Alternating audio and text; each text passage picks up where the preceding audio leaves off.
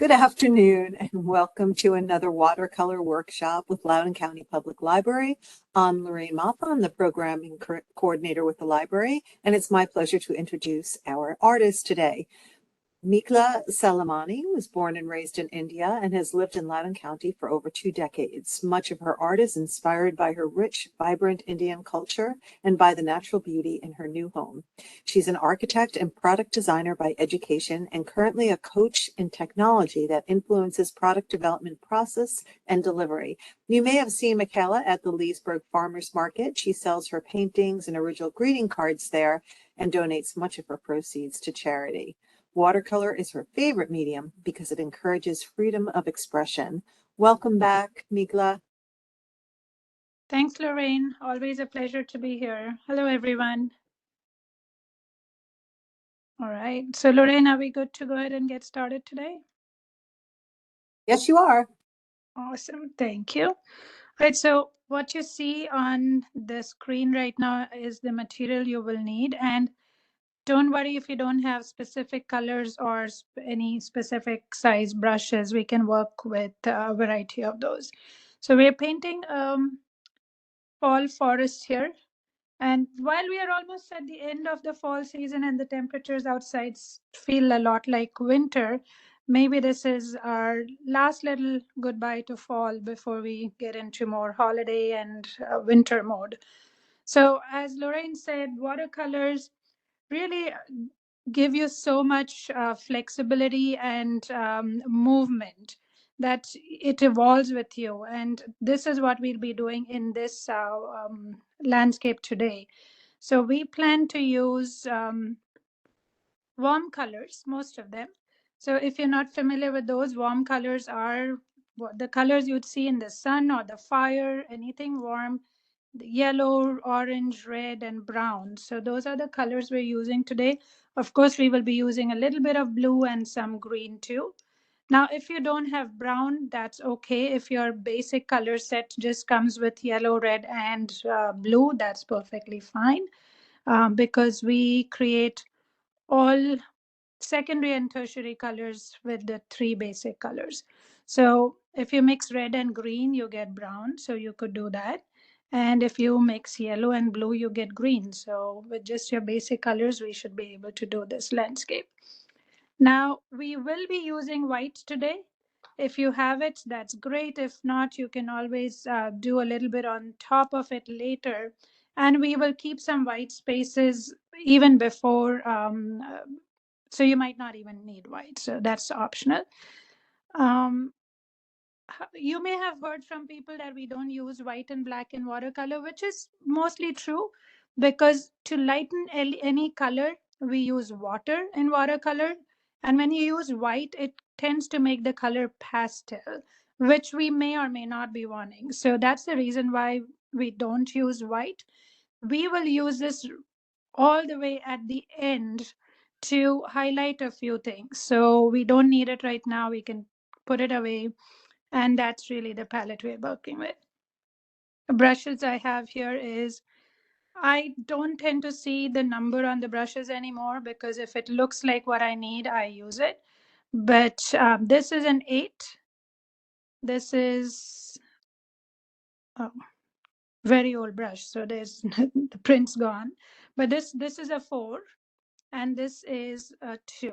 So any wider brush, medium size, and a fine brush should be just good enough for today. Pencil, we won't be drawing a lot, but just a quick few lines. I kept this tape out to show you a technique. You may or may not use it in today's artwork. And definitely keep some kitchen napkins around. I tend to tear it in multiple pieces because if you're doing watercolor, expect these to get really soaked and you'll need a little more than 1 or 2 pieces. A little cup of water. I keep 2 because I wash the brushes in one and use one as the water I need to create the colors and the different hues. Now, it might actually help to have 2 for the colors, one to use for darker colors, one for the lighter, because water very quickly changes color and then you'll start to see it in your color. So if you need a fresh color, you'll want to keep some fresh water around. So that's everything. Um, we'll start with drawing, and here's what we are painting. Now, the drawing does not have to be perfect. There are just a few things we want to keep in mind as we are just drawing enough to suggest the trees. Like birch trees, they're white and long and lean and tall. So we want to do that. The paper I'm using, before I get into drawing, actually, I missed talking about the paper. And I had something exciting to show you all today. So this is 100% watercolor paper. It's 100% cotton. And I taped it around for two reasons. One, when you tape it, when the watercolor painting gets very wet, it starts to warp a little bit. So this keeps it down. And when you peel it off and the work is done, you get a nice frame around it. Especially when you're putting it in a frame, the frames may have a little, like a quarter of an inch overlap with the frame. So you won't lose any of the painting in there. Now, what I wanted to show you is something I recently picked up and I am really excited about it. I've talked about good watercolor paper and sometimes it tends to be very expensive. I came across this is Artist Loft watercolor pad. It's a really large pad. It's 12 inches by 18 inches. Now, this one is not 100% cotton, but this works really well when you don't want the paper to be too porous. You want it to just kind of get a layer of color and not fade too much. But what I found out recently in the local Michael store was another Artist Loft watercolor pad, which is 100% cotton. Now, this is not very inexpensive, but it's not as expensive as some of the other known brands like Arches. And I have been really enjoying this paper. So this is also 12, this is a big one, 12 by 16, and I cut it in four halves. I'm using 8 by 6 today in the portrait mode. Right? Check it out. This paper has been great. I'm enjoying it, and I don't feel the pain every time I have a wasted one. So, cool. Now, we do make reason why we have this in the portrait mode is because we are doing a vertical painting. And how did I decide it's vertical? It's because you want the trees to look really tall. So you get the extra length, and a longer orientation allows you to highlight the vertical nature of the elements in the painting. All right. So what do we draw? Now we're going to start with drawing these two trees in the front and a few in the back. Now to keep in mind, when we draw something, whatever is closest to the eye or to the viewpoint, that you can see with more clarity, it's bigger and more to the true size. Anything that is far looks smaller, lighter, and leaner, right? So our trees in the front are going to be the widest, closer to the eye, and the as you place the trees even further behind, we'll make them a little bit skinnier than the ones in the front, right? We don't have to worry about all the fine branches. We are just going to draw the two parallel lines to show the trunk of the tree. To make a quick note here, I'm just using a sketch paper here. When you draw the trees, you don't want them to be perfectly straight like these, like drawn with a straight edge. Trees are never, no two trees are ever the same, they never are parallel, and that's the beauty about trees. So intentionally, you could bend it a little, you could give it a little turn, you could start with a little bump here, narrow, and then come closer, do something like this, and that would help to give it a nice natural movement to the trees. You could also have a tree that goes this way and breaks into two branches. You see here, it's really a Y shape, but you're trying to draw a tree that splits in two branches. Or you could have a tree that's going up, you're doing the parallel line, and somewhere here it branches into a smaller branch, and then it has something like that. So trees, we're just trying to draw the trunk, but Don't make it too geometric, just give it a nice natural flow. Right, so with that, before we do the trees, I'm just going to give it a little bit of the shape to the ground right in front. So we know this is where we are placing our front trees and then some trees behind. So here I'm going to place.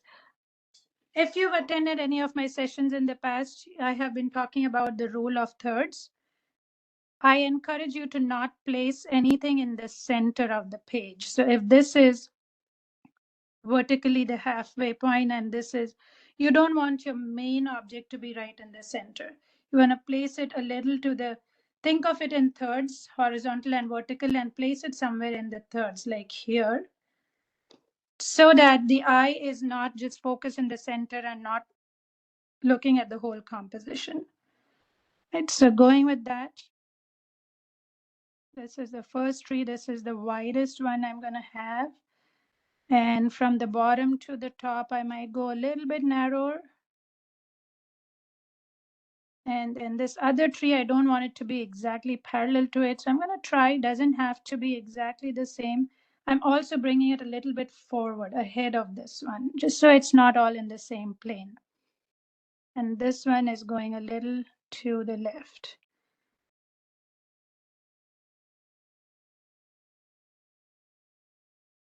You know what? I didn't go straight, so I'm just going to use it as a branch here. Instead of erasing, just improvise where you are. All right, now these are the two main trees, and I'm going to have slightly less wide trees behind. So if this is one point, this is your, it's ahead of that, and this one will be behind. So here you go. And if this is a leaner tree, it could be a little bit more movement to it. And an intentional bump here and there. Now I'm going to place another one behind it.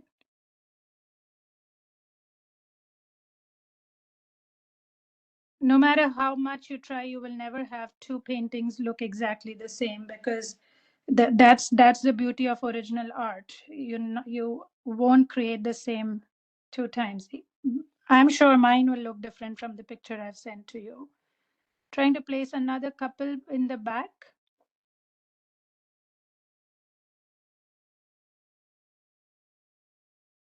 You don't have to draw all of them. If you have white paint, we can, the skinnier ones we could add a little bit later.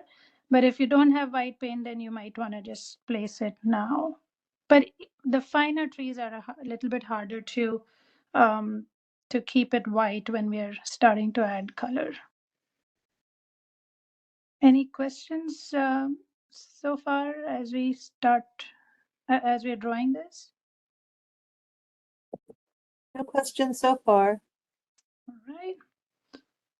I'll just pause here for a second if you want to draw the trees.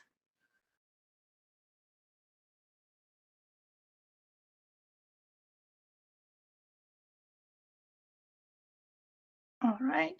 Now these are my colors, and I have a little spray bottle with just water in it. I washed an old hand sanitizer bottle and using that. Because I have these blocks of watercolor paint, I just give it a good spray for it to be ready to be used. And we won't be doing a lot of pre-color mixing because we don't need any exact shades to match anything. We are going to be creating a lot of nice blends. So all on this palette here.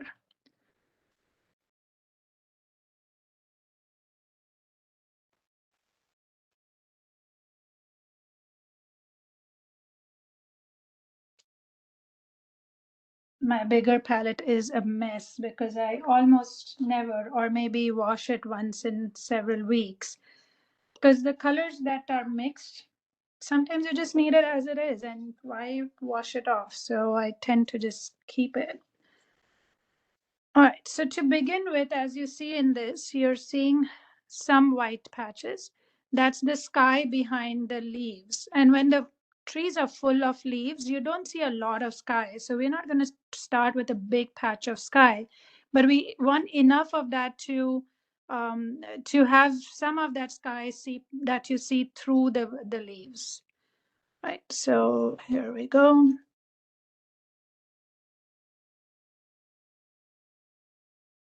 I'm taking the wider brush, and with no color right now, just clear water. Take some water in the brush, not dripping like this. You don't want it to be dripping in the wrong places, but wet enough. And we are going to wet the spaces around the tree. So leave the tree out, and we are going to just wet the spaces behind the tree.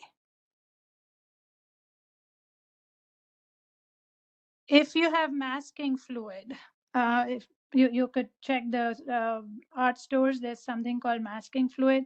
You could actually mask these spaces where you don't want the color to go, and then just remove the masking fluid. That's a great way to get a nice even background without having to pause and see, where you want to put the color. I'm not using that today because I wasn't sure if the participants, all of you, would have it, and want to just kind of make sure everyone is able to follow along. Another trick to that would be to use painter's tape like this. Take a nice trunk like this, put it on it, and then feel free to. How about we do it for at least one so we can see how it works? Just taking a strip. Now, of course, I've already drawn something, but how about we use a really fine one? I don't have a scissor around me. It would have helped. This is me improvising as always. I hope this doesn't become a bad idea for today. Let's try it out. So you see a little strip like this, and if you place it, now did I make this wet? No. So if I place it here and press it down, and now I can actually paint on top of it and then remove it, so I'll get a nice covered tree trunk without having to worry about where to put the color. Let's see how it works. So I'm still using clear water going around the tree trunks. And we are also trying the masking tape. Now why I'm doing this is I want a really light blue sky, and then we'll also use the all colors to have a nice blend of warm colors. So this is wet and wet technique. We are creating a wet base, and we'll be putting wet watercolor on top of it. You'll see a nice natural blend that you won't have to work too hard for the color to blend, and it won't be too patchy because the water will move the color around in this wet and wet technique, wet on wet technique.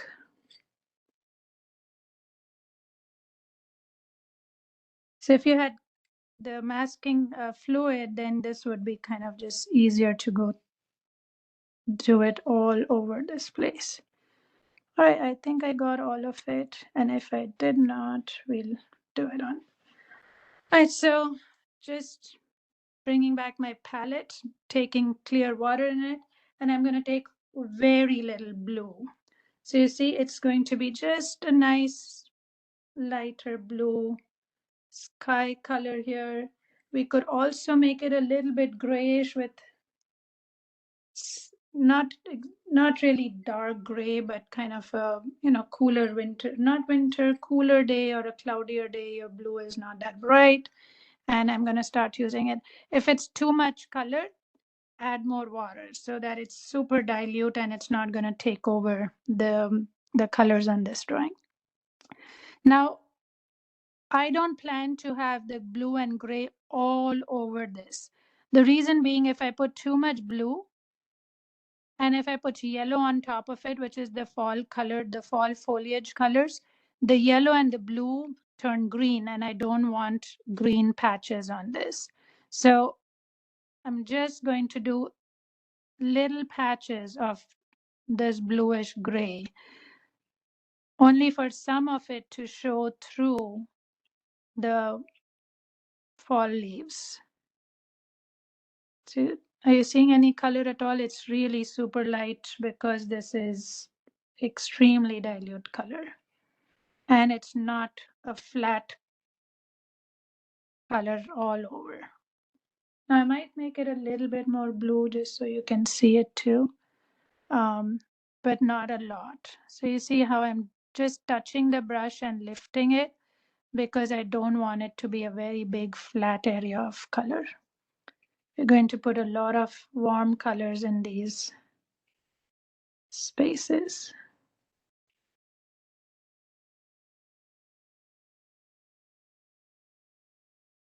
Let the water do its thing. There's not a lot to do. One thing, if you notice, I am not doing is this, going back to my scratch paper. Don't go back and rub, right? You don't want this action with your brush. You're doing just this. And the wet paper is already helping it spread it. So you don't, if you go back and forth like this, then you're scraping off the texture of the paper and you're overworking it to the point where it won't look natural. It'll look very overworked. So this is it. That's the sky.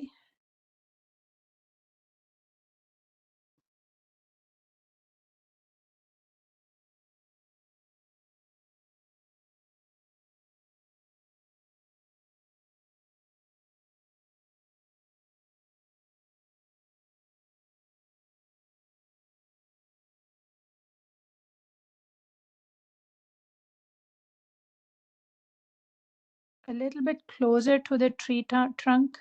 You could just add a little bit more color because you will want oh, I missed this part. You'll want the white birch tree trunks to really pop, and more color around that would be great. And when we do the warm colors, you're doing the same, a little bit more color to have the tree trunks pop. So this is the first layer. We'll be doing many layers. That's watercolor. The only thing about watercolor and me being so impatient is to wait for it to dry. Sometimes that's what takes much longer.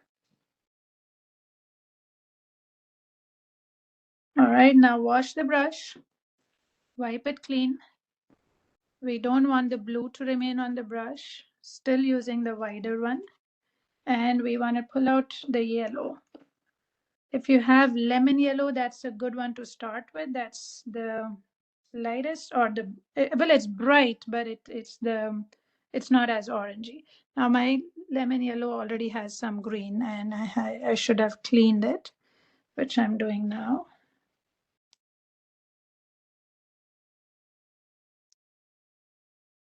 All right, so with this, I'm going into the yellow.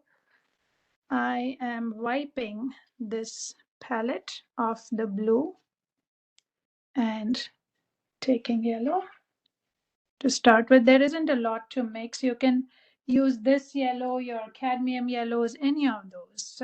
Or if you're ready to make it a little bit more orangey, you could go with an orange mix to it as well.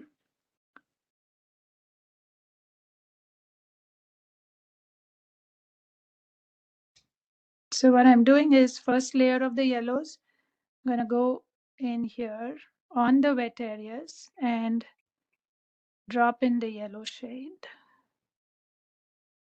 Leave some of the blue out, some overlap.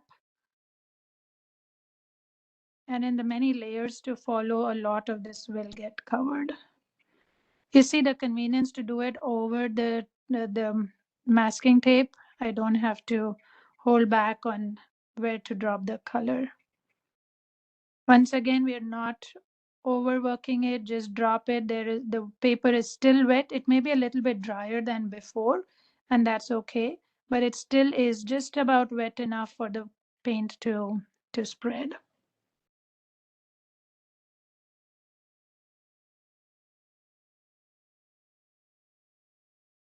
While you want to stay away from the tree trunks, but if you get a little bit on it, not a big deal. Just try to do the best you can. Because if you do see some yellow on the tree trunk, that means the leaf is on top of the trunk in front. So that's okay. This is the first layer here.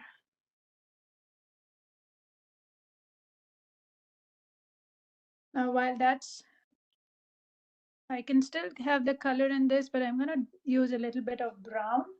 Now, that's because I'm doing the first layer of the ground. If you don't have brown, you can mix red and blue, red and green to get a brown shade, and you can use any shade of brown. So don't worry about getting an exact color. I don't even know what this is. I just took some brown and there was some yellow in my brush, took some blue, and just creating this foreground. Let your brush just flow. Don't worry about the exact shape because the natural flow of your brush will create a nice foreground. Now, I don't have a lot of color in the brush. I'm using more water and I'm just doing this. This is the first layer. We're going to add a lot more color to it. Now this becomes the wet base, and on top of that, I'm going to drop in a little bit of green here. So you see, if I'm doing the green here, this trunk stops here. If I'm leaving it white, that means this trunk is a little bit ahead of the other one. Not a lot of green. This is fall. You'll see the ground mostly covered in a lot of fall colors, orange and browns and yellows, but you still do see a little bit of that. It's up to you where you want to put some greens. You're creating the foreground with this. We are still doing a wet and wet technique. The first layer, when watercolor dries, it does fade quite a bit. And that's the reason why when we add a lot of color, you're diluting it. It's going to fade for sure. So we're going to come back and do this multiple times, multiple layers. And the nice dark and light shades do help it look natural. So I'm just going to leave it at that for now. Right. Also a good time to take some more brown and put it in here to give some more color mixes, blends.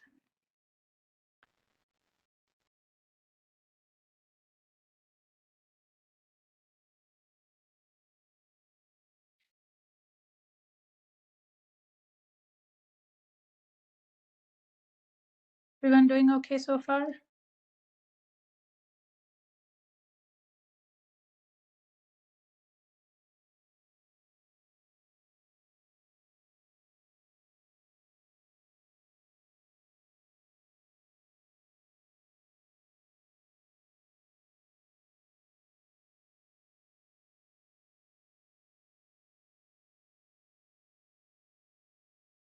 All right. I'm going to pick some brighter yellows and orange. Going back to the tree, the leaves. It's still wet for me, probably for you too. Now you don't want to cover all the lighter yellow with the brighter yellow. So keep some and overlap with some more next layer of brighter colors. So we are creating that third dimension with multiple layers of colors.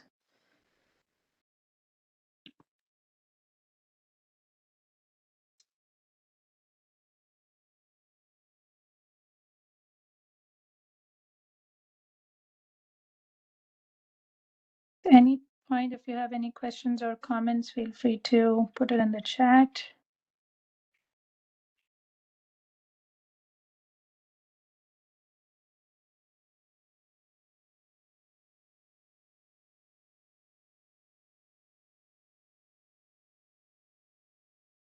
I'm going to take some of the yellow closer to the base of the trunks too, so we don't miss out on these shades here.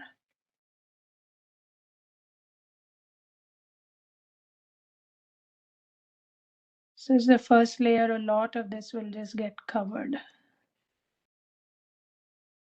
You see what's happening here? And we want that is to merge or blend the foreground line with the top, because it's never a firm line as these planes blend. So it's nice to see that blend. And if you want a clear yellow, make sure you're washing the brush. I'm going to take a little bit of the brown and start to give it a little connection with the ground, and my brush is going bottom to top like grass or smaller plants that are just around it. So I'm kind of pulling the foreground into the upper layer.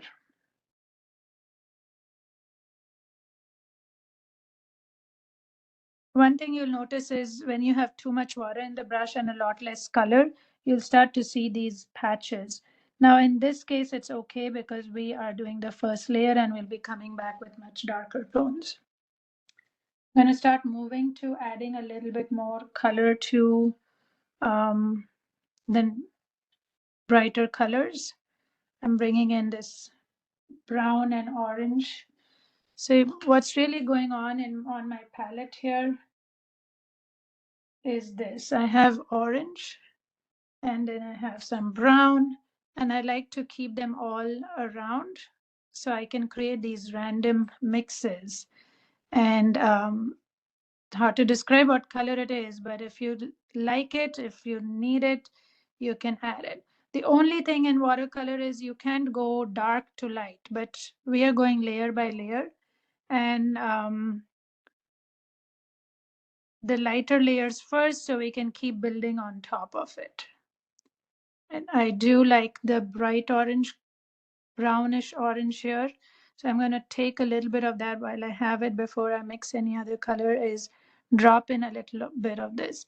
Now keep in mind, if it has some brown, it's starting to make the colors a little dull, which is fine because the leaves at the when there isn't enough light, you start to see the colors like dark in the shade.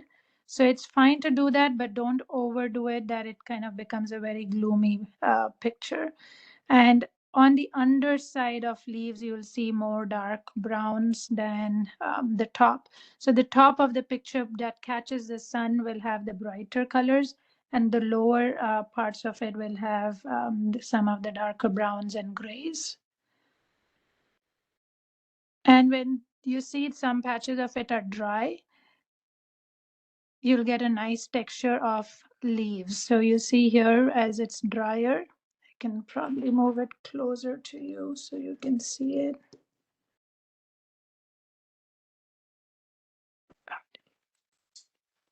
So the piece of acrylic. So you see this? And the denser part of the tree, you won't see much sky behind.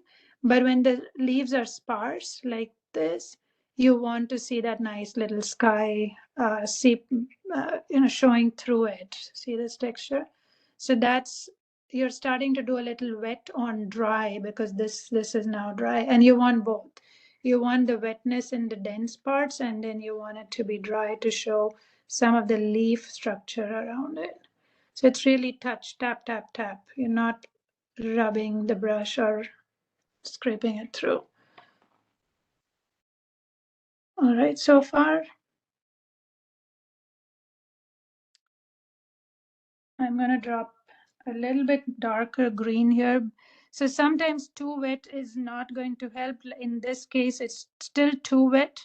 And whatever color I put in there, it's kind of spreading too much. So I'm going to wait for this to dry, moving away from the foreground, more into the tree space. So taking a few bright uh, spots here to make that nice blazing warm color. Well, I have a question for you. Mm-hmm. Someone says that her paper dries up quickly. So is it okay to reapply water over the dried sky? Yes, so it does happen every now and then. You could take a brush and take some clear water, like any brush. This is a really fat brush. That may be too much, but just this one. Clear water and take another brush and do a little splatter of water. All right, that's one technique. You'll get some spots of water and use that to spread it. Otherwise, you could use a spray bottle like this and give it a little spray from far. So you'll make it wet once again. And keep in mind, with each of these techniques, you're going to see different textures come out. And they're just magical. So work with it and go with the flow. But both of these techniques will give you really beautiful different textures. Sometimes we are actually planning for those. Sometimes you're just excited about what it turns out to be. Does that help? Lot of experimentation. Yes, thank you.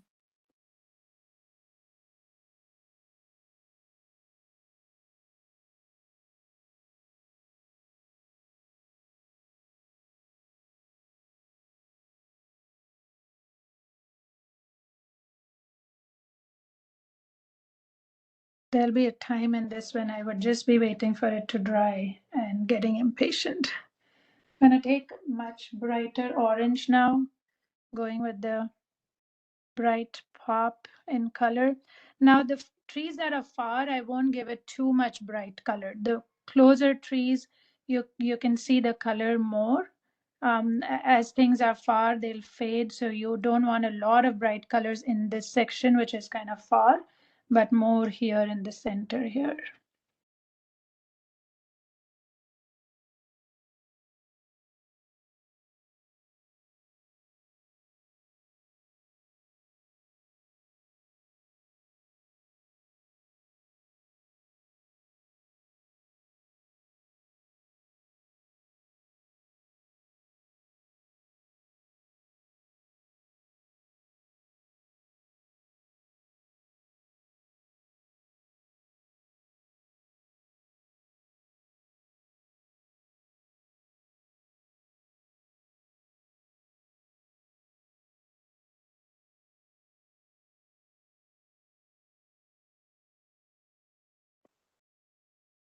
Okay, this is testing my patience. My paper is still wet.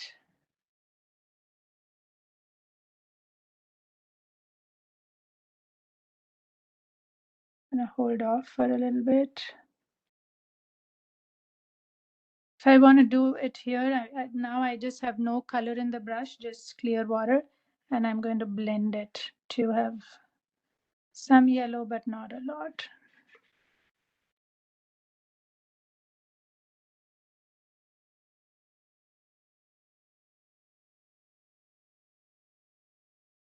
I feel like I wash off my colors more than I use on my painting, but that's watercolors.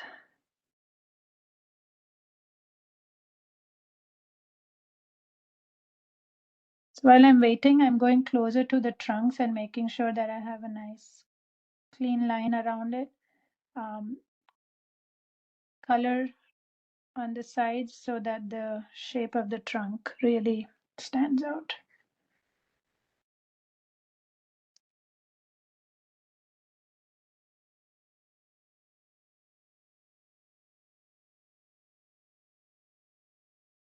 Feel free to use a little bit like a grayish brown tone.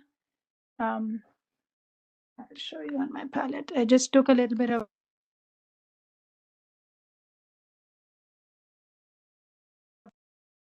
do you see it? It's like I took a tad bit of blue and mixed it in the browns, and it's like a dirty gray, brown, muddy color. And this is a good time to switch to a medium sized brush to just take that color, and not a lot. You don't want your colors to be too muddy, but I'm just going to go around the tree trunk to highlight the shape and the boundaries of the trunk. It shouldn't be a firm line.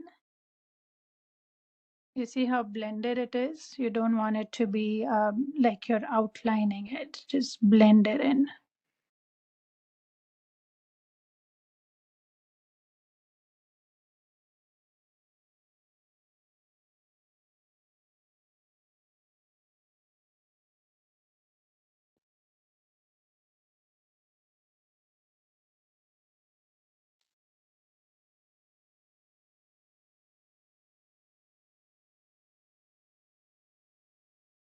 This is really actually the shadow of the tree trunk. Just anything close to it will be a little darker, and that's what we are doing here. We're going to come back with more bright foliage once this dries. But until then,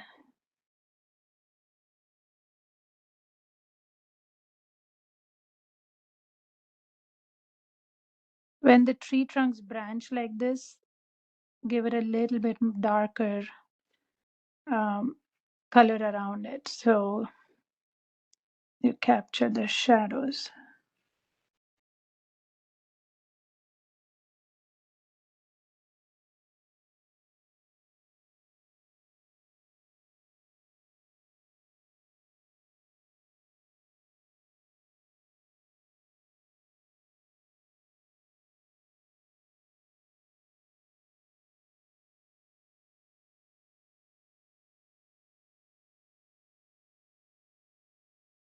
You can see from my palette how little color we're using.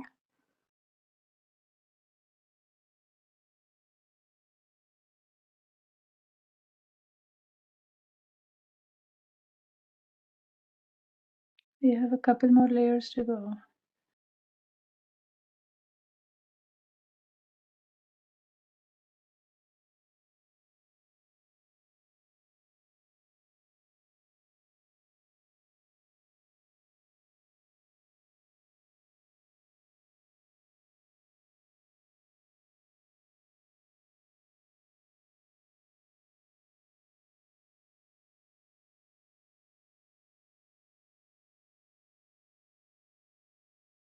Closer to the ground, you can have a little bit more because it'll be casting shadows, and you have the shorter twigs and trees and branches.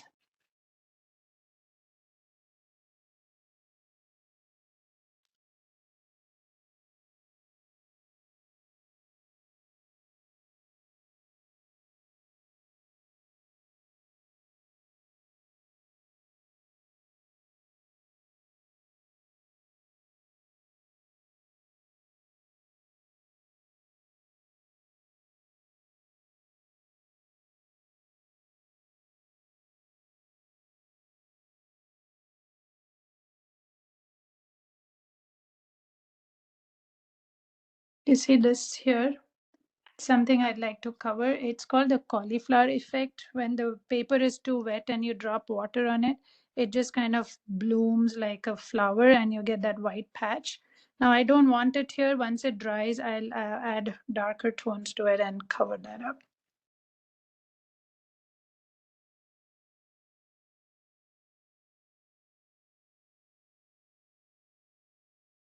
If you see here, as I'm going closer to the foreground line, the brush movement is bottom to top this way.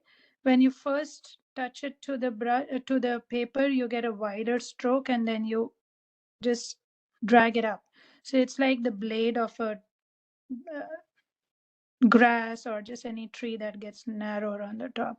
So that gives you a nice natural looking um, texture and movement to it. Now I really need to wait for this to dry. It's dry in this areas, but not here. And I don't know if you see it on the video, but you see the paper is swelling with the water. So there is a warp to it. But because it's taped, it is staying in place. If not, it kind of it's harder to work with, but there's a big bump. If I were to touch it here, you'll see that it's um, that's just that it's soaked in water. Once it dries and you put it under some weight, it will flatten out all right. Now I'm going back to the wider brush and I'm taking more color now. As we are getting to the next layers, we'll have more concentrated color than before. Just this is more dense and it's going to create some of the opaque layers. So similar darker green and brown mixed. But now you see I'm getting a dense color. And while I need water for it to blend and move, but just not as much as before. I'm going to place some of it here. It's the foreground. It's darkest, closest to my eye. And while it's wet,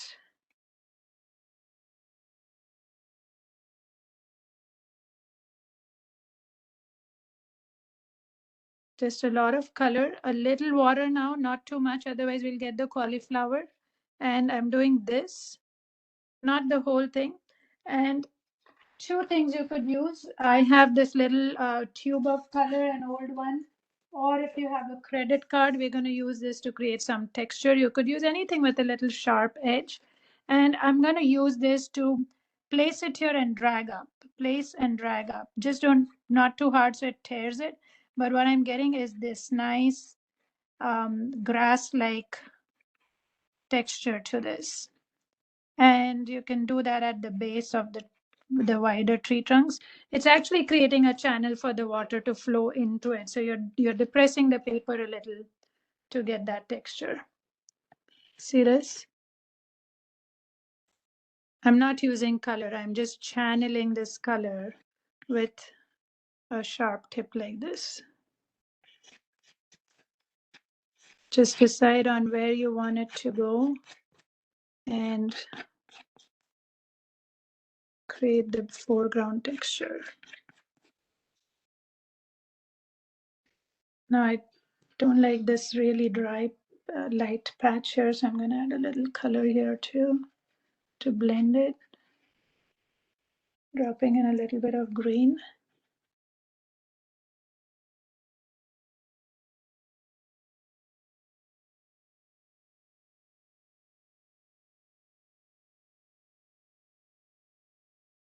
And if you were thinking of this as a photograph, the point that's closest to your lens you'll see most. So while this is a big tree, it's far from you. You see the whole tree, but the closest one you're just seeing literally the blades of the grass, right? So that's why you're seeing this texture here.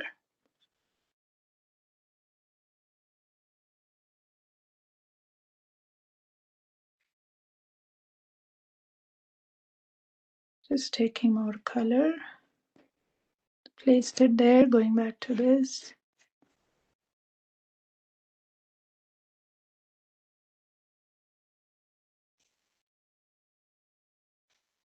Just have fun with it.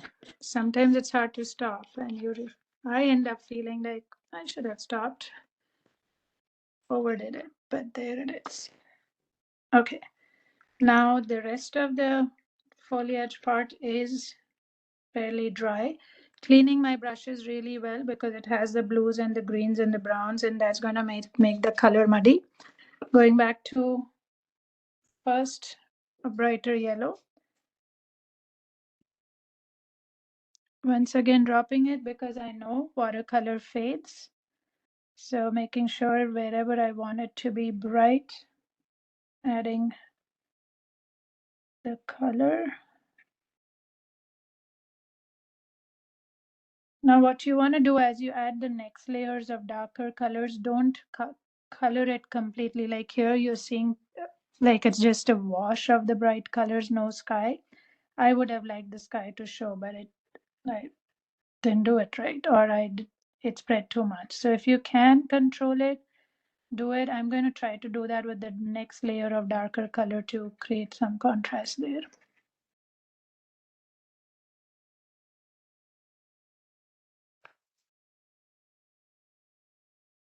This is where watercolor paper matters a lot. How much the color spreads, how it cauliflowers. It's all a function of the paper oftentimes. So easy to get it so wet. And then just wait for it to dry. I'm gonna stay away from this area. This is where the water is collecting and it's just staying wet for a longer time.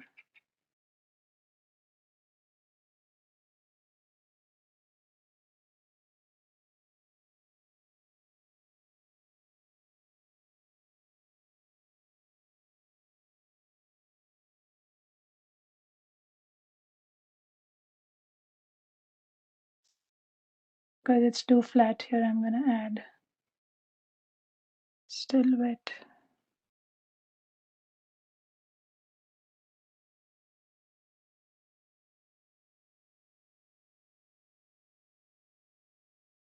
So with the next darker color, I'm going to keep it spread out, not too dense, so I can get the variety in shades here.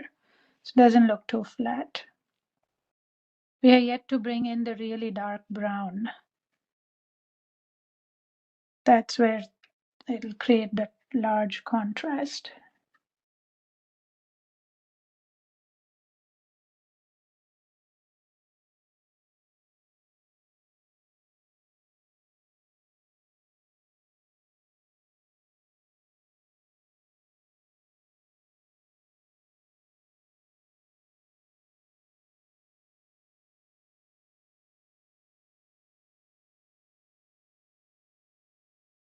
Another thing I like to do is if I'm putting some brighter color here, I don't just stop here, I'll do it on the other side of the trunk too. So imagine if this was a real tree, if there was a bunch of bright orange leaves here, it won't be limited to one side of the trunk, it'll spread on both sides. So just continue that tone or that shade a little bit across the trunk.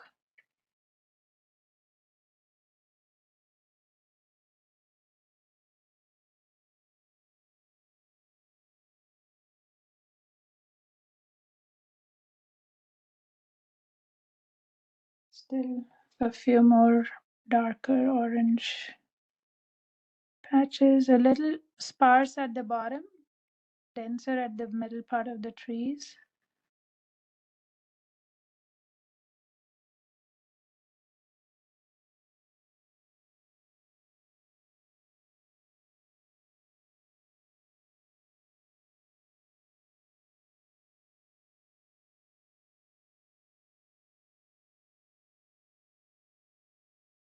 As we are doing the upper layers, you want the dots or the touch of the brush to be smaller because it's the topmost layer of the leaves that we see. So they won't be, they'll start to have more definition. I'm going to blend in some orange here for the fallen leaves, the base before it dries completely. The water does its thing.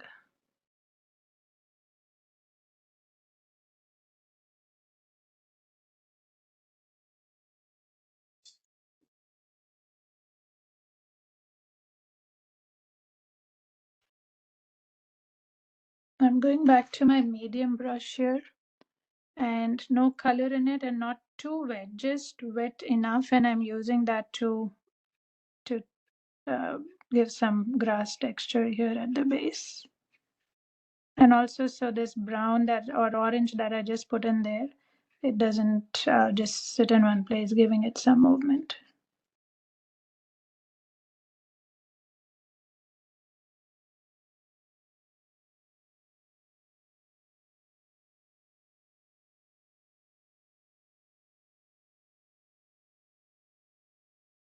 In these classes, I like to introduce a lot of different tools and techniques you could use. You may or may not want to use all of them all the time, but you know that these are some of the things that you could be using, like the edge of the credit card or a dry brush technique.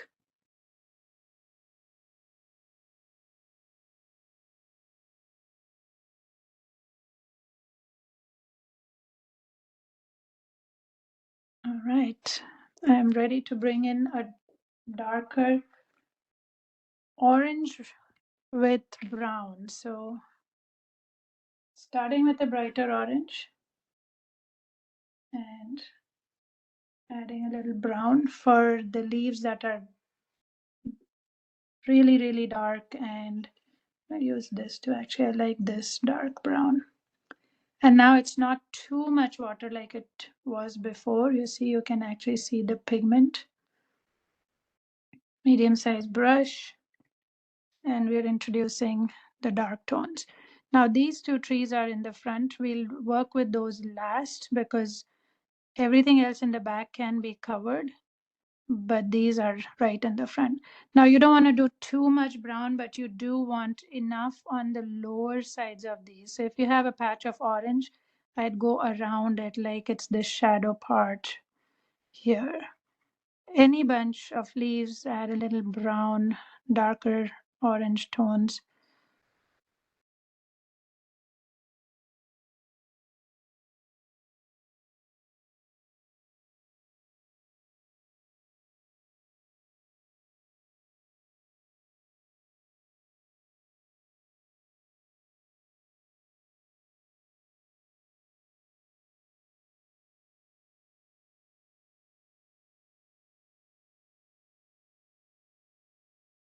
You see, if I have some color, I'm just trying to go a little under it. Not big patches of color, but just around it.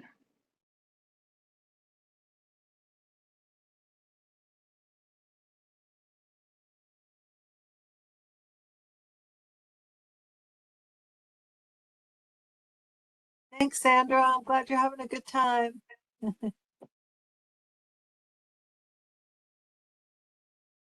Sandra, are you painting along? She said she's having a lot of fun. She's Watercolor learning a is lot. a lot of fun. She said she's learning a lot, which is a great. Thank you for that, Mekhla. Anytime. There's really, the more you do it, the more you discover on how it works for you and which of your techniques or ideas you want to bring in for different effects.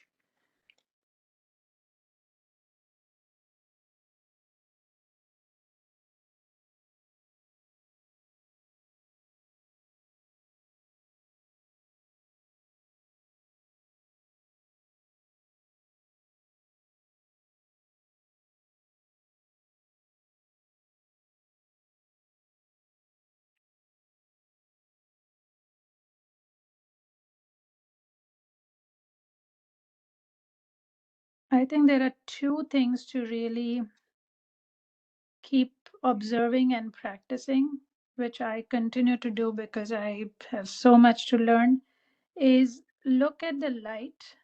Light is your first most important thing, and the perspective about distance, location, placement of something. If something's distorted in proportion, it won't look right. And if you capture the light accurately, that's it. Then you don't have to create anything exactly the same. It just those two things that are really important to capture in anything. So you'll hear me always talk a lot about the light.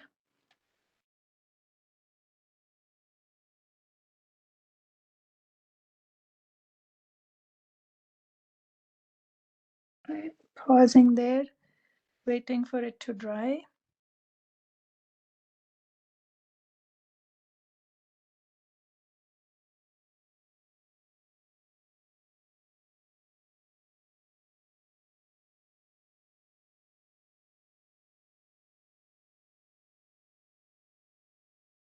Now we're going to bring out the black.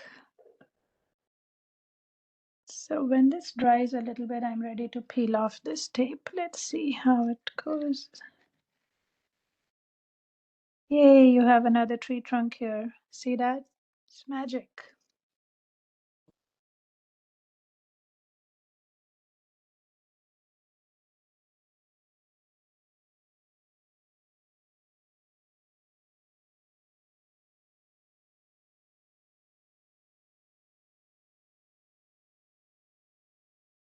It's going to come a little close to this, the peel, just because I didn't use a scissor to cut it out. Now I'm going to just give it a little bit of proper edge here. It's going with the frying brush and still give it a nice natural shape. Hmm, I like it. That's an easy technique. Now one more time, really darker brown, and we are getting closer to defining the trunk of the tree. So this is really dark brown. I'm going to make it darker. To make the brown darker, you can add blue to it, like really deep blue, and get this really deep chocolate brown. Now this, you want to use your finer brush and not a thick outline. Doesn't have to be continuous, but you are now starting to define the edge of the branch or the tree trunk. Not so much the ones that are far, but definitely the ones that are in front. Now we have 3 in front. We had planned for 2, and the tape is the third one. Really want this to now start to pop.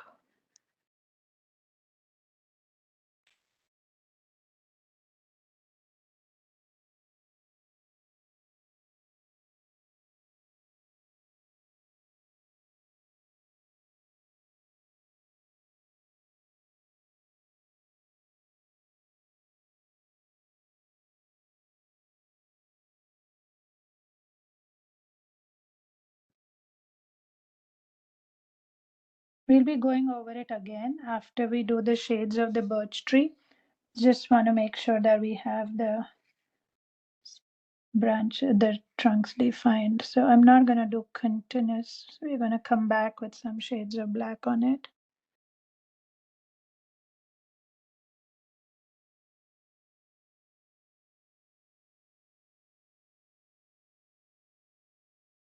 This is wet on dry.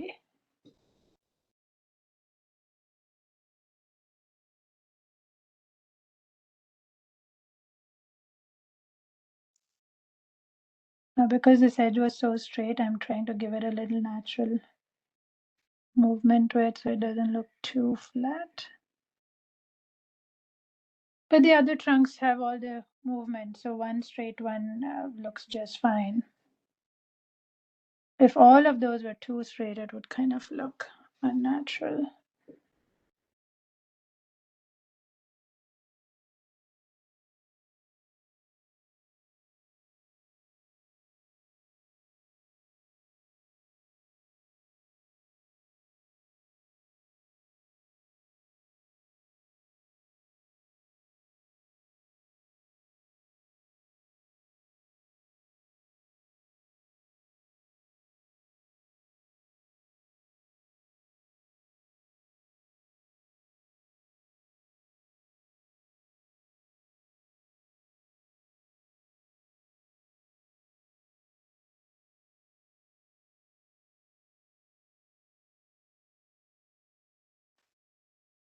I think that's it. Now you take your medium-sized brush, and this one is almost like dry on dry, but not really too dry, but you don't want a very wet color. And let's start with a grayer tone, not as dark as this. You want, see, when you put water in it, you have this tone. You see the really, really see-through kind of color. And only to the left of the trunks, we're going to do a little bit of a wash, not the entire trunk, but just this side. So what I'm doing here is that if the light is coming from the right, this is bright and lit, and this is in shadow. So I'm going to do a little bit of the first shadow here to the trunk. Very, very dilute color. You still want that nice, bright, white side of the tree. Don't cover it all.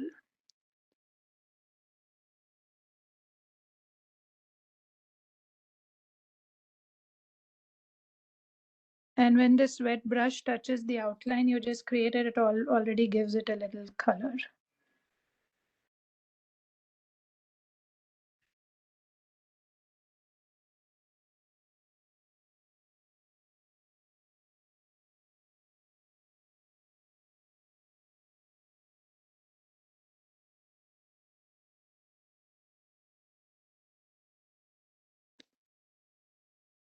And if you cover too much, we'll come back with some white paint to add a brighter white again.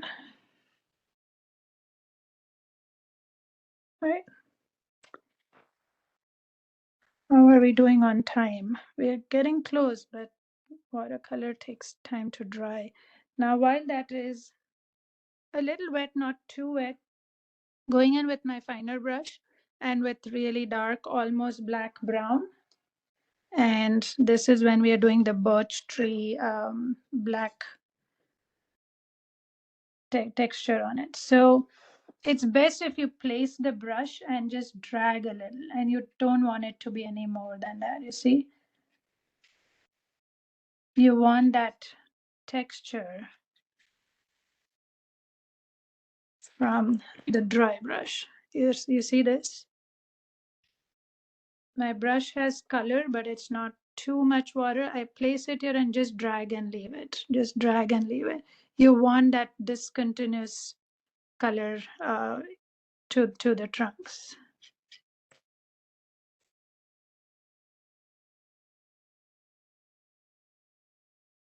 Now a little sometimes from the other side. And usually on the birch tree at the base, you'll see a lot more chipping of the branches than at the top. You'll see more whites on the top, and so the base will get a little more of.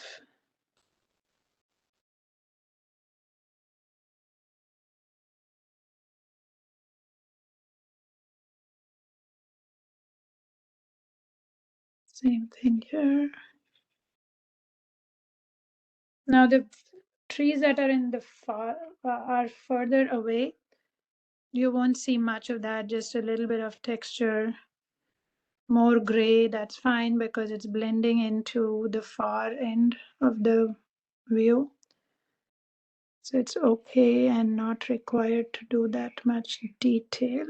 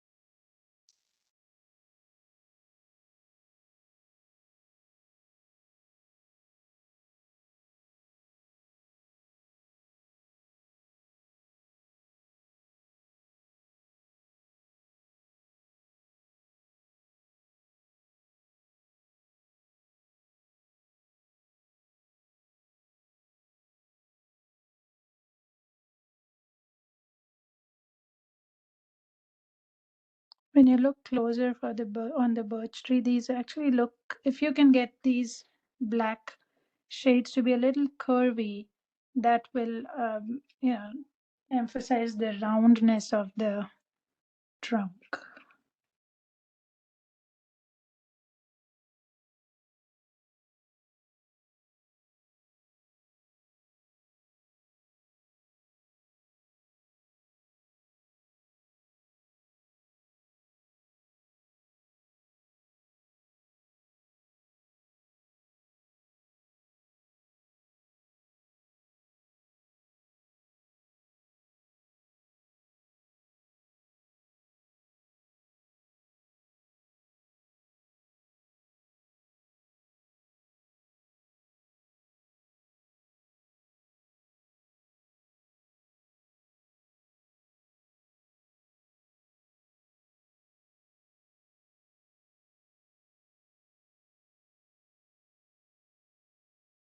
You can see the trees in the back. I'm not going too much in too closely on doing that texture, too far for us to see.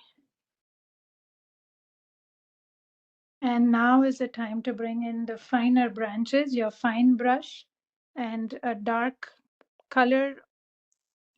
Black, the problem with using black in watercolors is As soon as you add water for it to be dilute to be used, it starts to look gray. So I tend to use really, really dark blue mixed with reds and greens, like creating a real deep chocolate or a dark green. Like I'm trying to do here, it looks almost black but isn't black. This is a lot of blue if you look closely. And I'm going to drop in a little bit of red so it doesn't look blue, but it's a deep brown. And use this to draw the trunks, which is, what I'm using for black. And this is where it starts. It's actually a lot of fun. The trees in the back, let's just do some trunks in the back, like just branches, fine ones. Start from the from the main trunk, go out, and the tree in the front, that tree's branch can go on top of the other. So let's do the finer ones first in the back. Interesting thing about branches is when you're doing the fine branches too on this sketch pad, don't do a straight line. Do a little like bend to it if you can, and then branch so it looks more natural on how they branch out.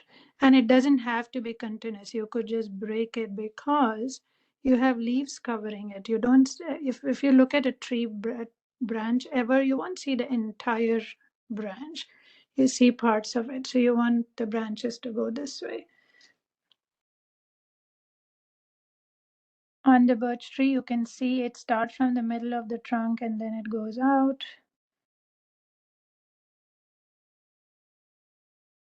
We will be coming back with some bright yellow and orange to go over the branches so they don't look like they're just branches by themselves, but leaves overlapping a little.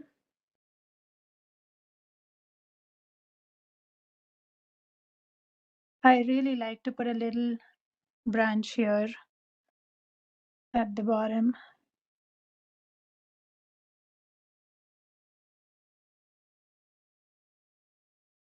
Now these are in the front, so I'm going to go a little bit wider and start from the middle. Nice here. Go out and make this more pronounced, going on top of another branch because this is in the front.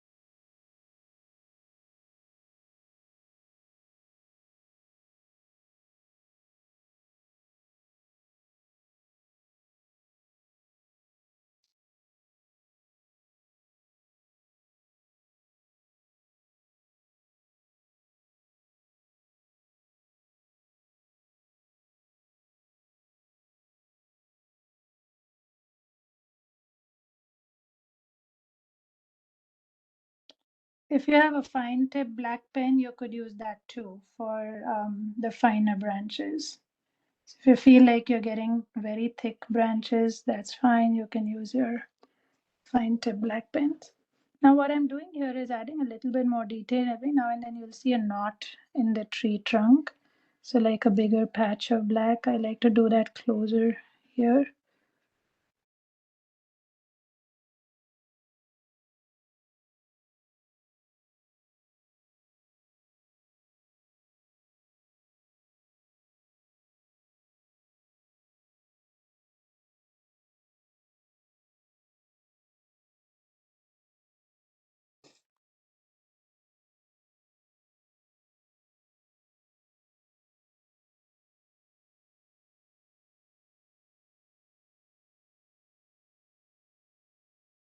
The one unique thing about watercolor is you can't go very step by step because you have to do a few things, wait for it to dry. While it's drying, you do something and come back to it.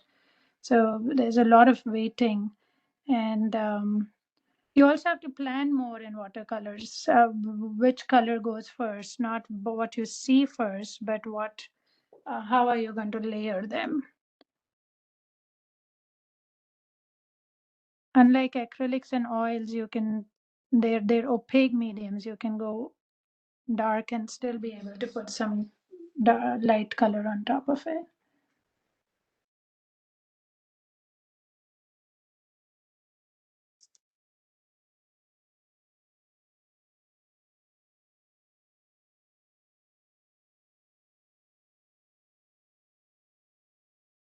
Feel free to go a little bold dark here just for these trunks to pop. Only on the dark side.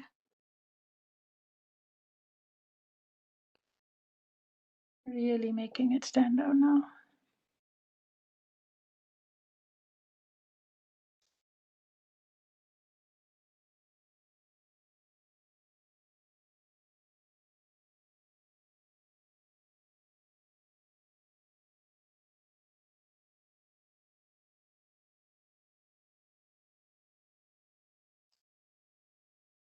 I'm also going to use the same brush with some of the dark color to have some grass here in front of the trunk so it doesn't look like a perfect edge. You want to camouflage and blend it into the um, leaves and plants around it.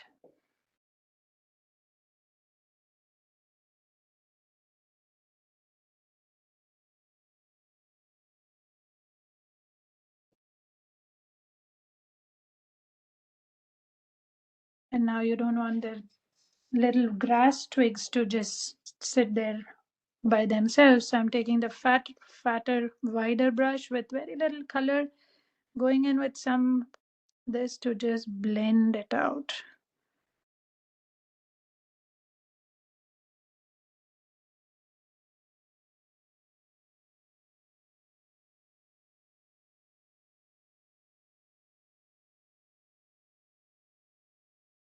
When the tree trunks are really close, there'll be a lot more shadow because of the dark in between. So it's nice to give a little coat of dark because not a lot of light will be going in.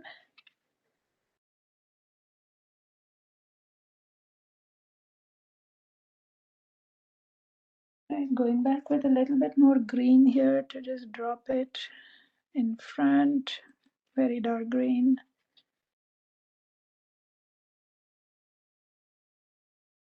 Just look at it and see where you're seeing things are too flat or just not blending in. Feel free to add a little.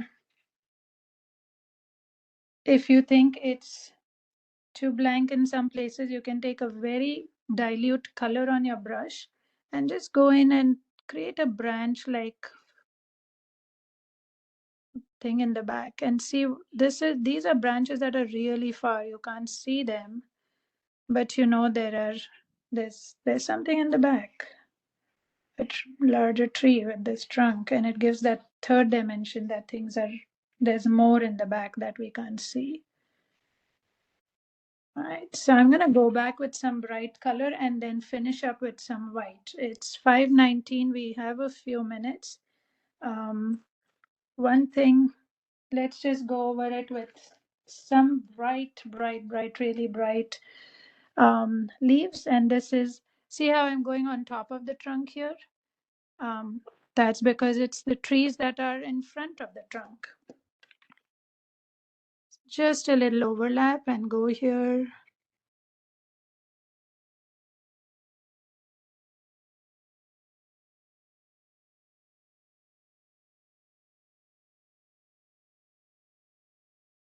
If you are familiar with the medium called gouache, that works great for this top layer to because they're opaque.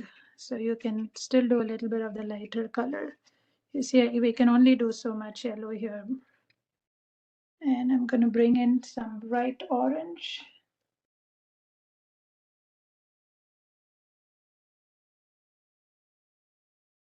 Just keep it minimal to go on the tree trunk so you don't overdo it, which happens all the time. Gets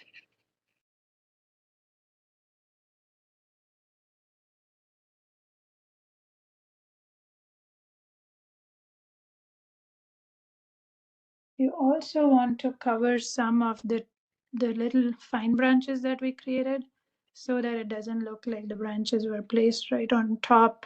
They are part of the hide and seek with the foliage. So a little shows, a little is hidden.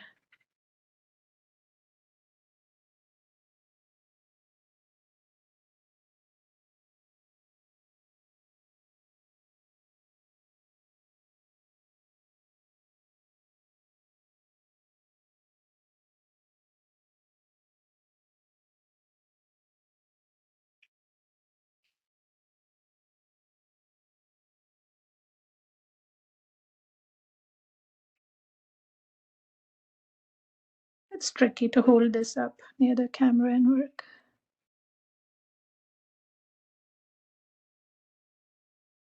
but you'll get the point.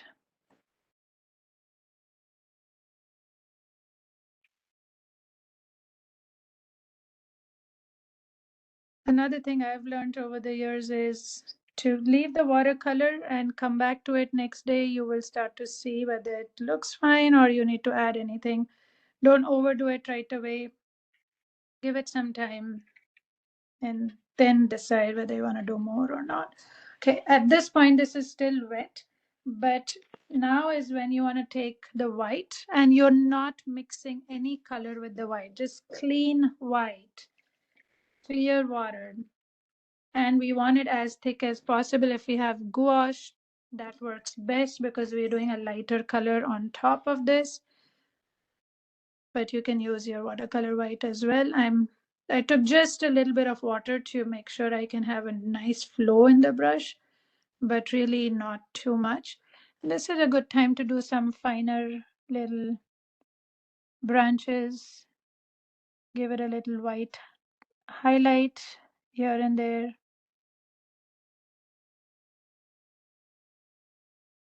If you got big patches of black, you can cover it up with some white. If you want the trunk to pop a little bit more, give it a little white on the edges. Like this one is too gray, too blended. So you might want to add another far off tree here that just has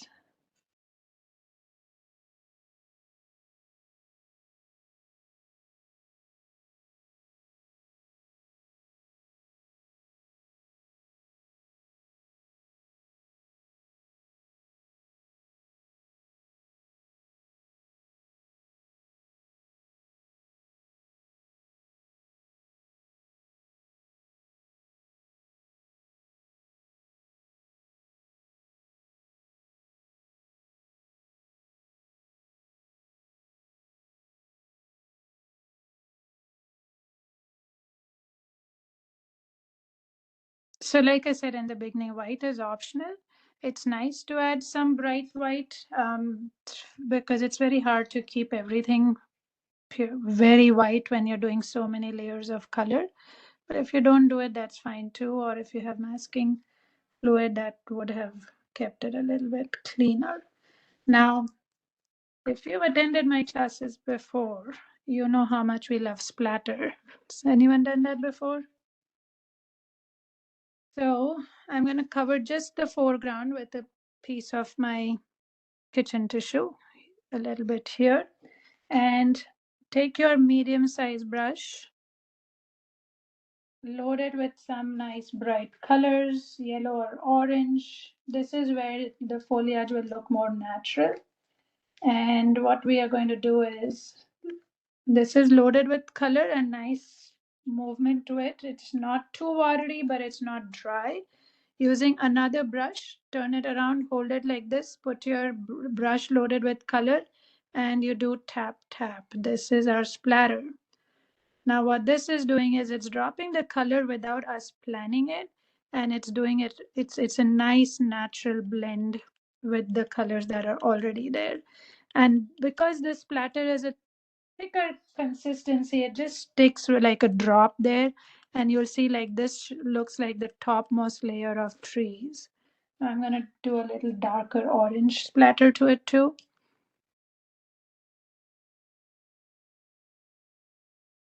Maybe I do it in everything because I enjoy it so much, but this is splatter.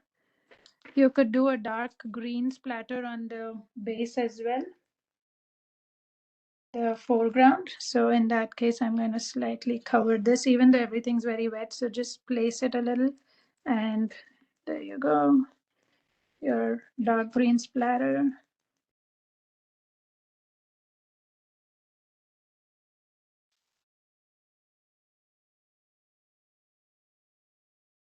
This is your foreground, and a little bit of white splatter. Really clean your brush. Don't get your white dirty.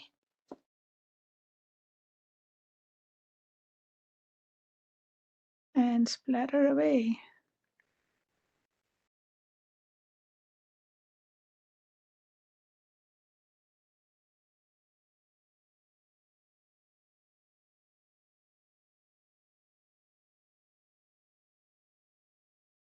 And that's it. Right, wash the brushes. Did you know something about brushes? When you wash them, you wash it, then you wash it in clear water, you wipe it, put it flat. You never leave it in the container with water, or this way you just lay it flat. Otherwise, you'll spoil the brushes. Now, this is the most fun part. Stay with me for another minute. When you peel off the tape, there you go. You get a nice frame around the painting. It's just so satisfying to do this.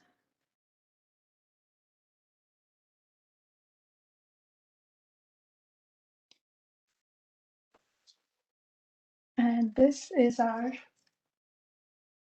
fall forest. Don't forget to sign your artwork. And this is it. Any questions, comments? A lot of comments about how much people really enjoyed the class and learned a lot, and are going to look this up on the library's YouTube page. So don't forget that we have recorded this, and it will be on Loudoun County Public Library's YouTube page. Maybe not next week because a few people are on vacation who have to do the editing, but the week after.